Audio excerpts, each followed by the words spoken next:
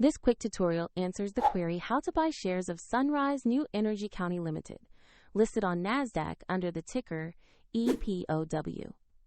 This guide explains the practical steps for educational purposes and is not financial advice. To buy the stock, you need a brokerage account, and we will use eToro as an example to show the process.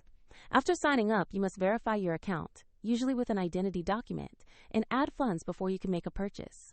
Use the platform search bar and type the ticker EPOW to locate the company listing.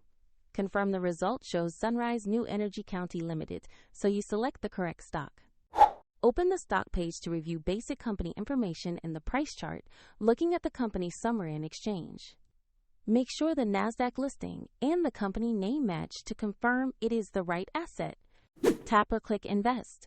Choose the monetary amount you want to allocate, then carefully review the order details and fees before confirming.